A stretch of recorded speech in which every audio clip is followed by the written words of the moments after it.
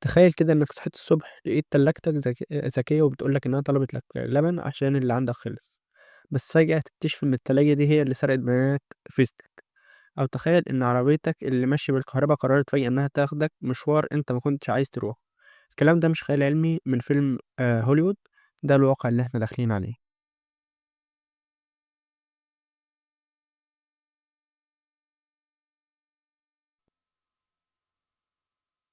يا أهلا بيكم في حلقة جديدة. النهاردة هنتكلم عن الوحش اللي الكل خايف منه وفي نفس الوقت مفيش حد يقدر يستغنى عنه. مستقبل الأمن السيبراني، إحنا رايحين على فين ومين اللي هيكسب في الحرب دي؟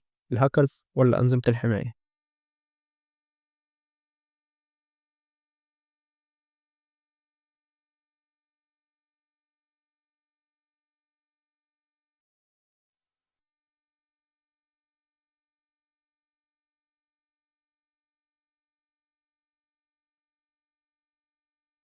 أول حاجة لازم نفهمها هي ال AI أو الذكاء الاصطناعي.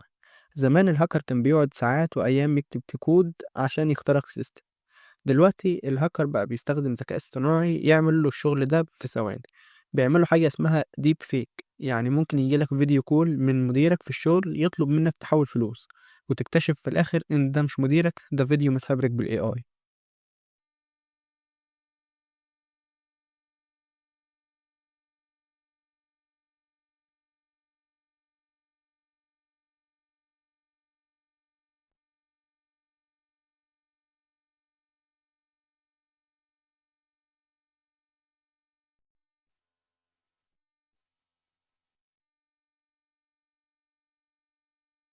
زمان كان الاختراق آخره اللابتوب أو الموبايل، دلوقتي كل حاجة حوالينا بقت سمارت. التلاجة، الغسالة، التكييف، وحتى لمبة الإضاءة، كل دي أجهزة متصلة بالإنترنت، وللأسف أغلبها حمايتها ضعيفة جدا.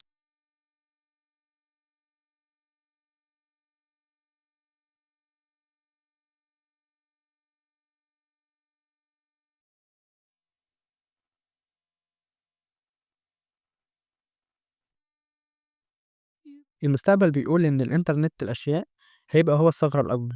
الهاكر مش محتاج يكسر باب بيتك، هو محتاج بس يخترق المنبه بتاعك عشان يفتح قفل الباب الإلكتروني، وده هيخلي شركات الأمن السيبراني تركز إنها تحمي الشبكة كلها مش مجرد جهاز واحد.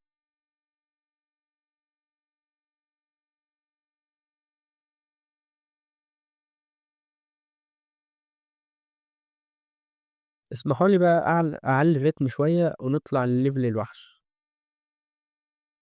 سمعتوا عن الكمبيوتر الكمي أو الكوانتوم كومبيوتينج؟ ده كمبيوتر سرعته بتعدي أسرع سوبر كمبيوتر موجود النهاردة بآلاف المرات. الجهاز ده لو بقى متاح للهاكرز هيقدر يفك أي كلمة سر أو تشفير انكريبشن في العالم في ثانية واحدة. البنوك وأسرار الدول والمفاعلات النووية، كل ده هيبقى مكشوف.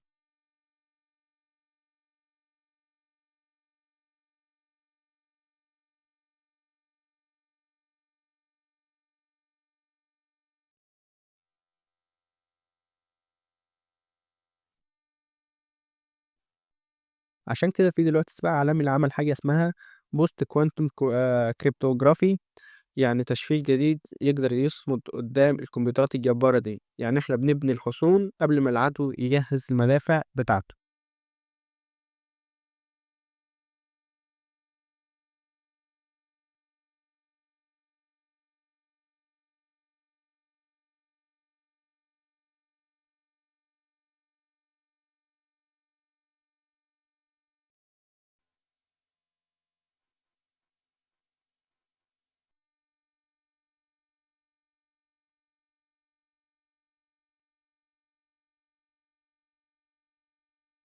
طيب أنت كمواطن عادي تقول لي يا عم أنا مالي بالكلام ده، أنا آخري فيسبوك وواتساب. هاقول لك لأ، أنت في القلب من كل ده. مستقبل الأمن السيبراني بيعتمد على وعيك أنت، لإنك لازم تتعلم إن التحقق بخطوتين دي مش رفاهية، دي حياة أو موت لحساباتك. وبلاش كلمة السر اللي هي 1 ل6 أو تاريخ ميلادك، لإن الكلمات السر دي الAI بيفكها في جزء من الثانية. أي لينك ييجي لك يقول لك مبروك كسبت كرتونة زيت، ده هاكر صايم وعايز يفتري عليك.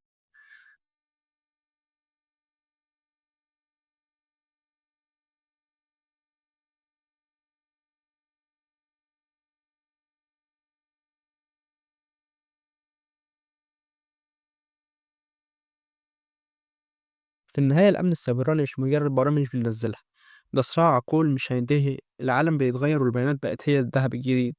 حافظوا على بياناتكم لأنها أغلى حاجة تملكوها في العصر ده.